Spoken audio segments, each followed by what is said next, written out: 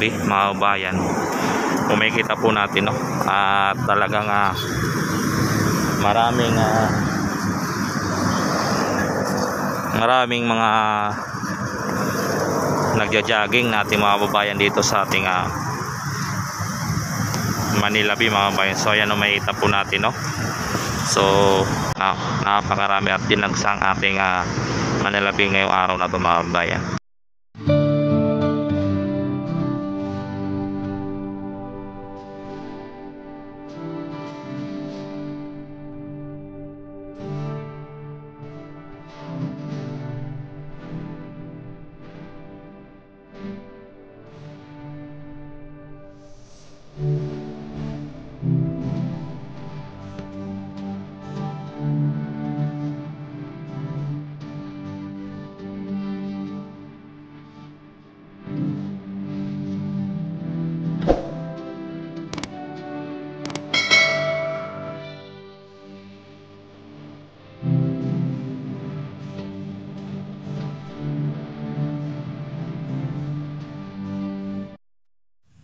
So ayan mga kabayan, at dito po tayo ngayon sa ating Manila Bay sa may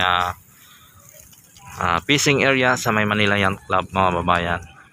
So ayan, kung bago pa lang kayo sa aking YouTube channel, huwag niyo po kalimutan i-subscribe at i-click ang all notification bell para lagi po tayong updated sa ating mga latest update dito sa ating Manila Bay or Build project na ating administrasyon, no, mga kabayan.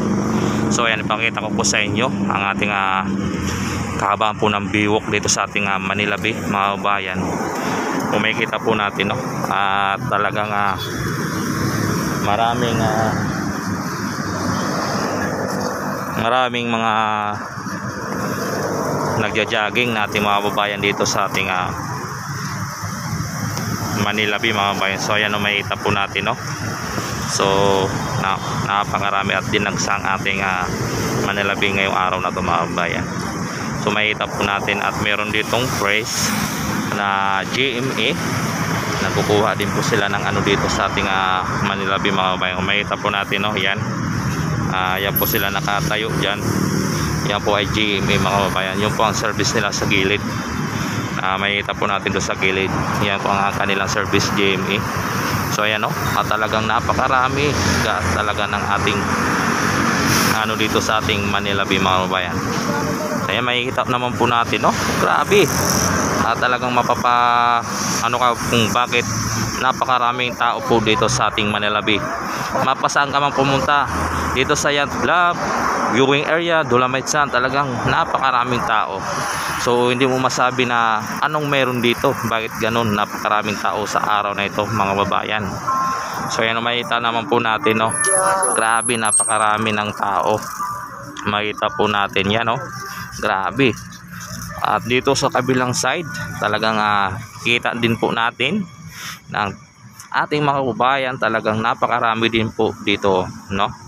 So ayan, hindi natin masabi na kung bakit napakarami at yung anong meron dahil po sa kaganapan na to, at napakarami nila mga kababayan. So makita naman po natin, no, sa ating kamera na ating mga kababayan talagang dinagsa ang ating Manila Bay ngayon. So kaso hindi po sila makapasok sa ating seawall dahil nga po ang ating Manila Bay ay mga sarado ang gate nila pa, no. So dito banda, ito na po yung pinaka-gate dito sa fishing area mga kababayan. So ayan na po ang pinaka-gate na dito sa ating fishing area. So nilagay na nila yung forma ng gate. So yung wood fence hindi pa po nila naikabit, no, mga kababayan. So ayan. So yan ang ating latest update dito sa ating fishing area sa may Manila Yacht Club mga kababayan. So makita naman po natin, no. So mayroon dito tayo GMA na kumukuha din ng update kung ano ang nangyayari at kaganapan dito sa ating Manila Bay sa araw na ito. Ayan mga kababayan, no. So dito naman tayo sa kabilang side dahil po sa ating Manila Bay. Dito naman po tayo sa kabilang side niyan, no. At marami talaga tao mga kababayan. Grabe. Talagang dinagsa, no. At hindi natin masabi kung bakit ano ang meron.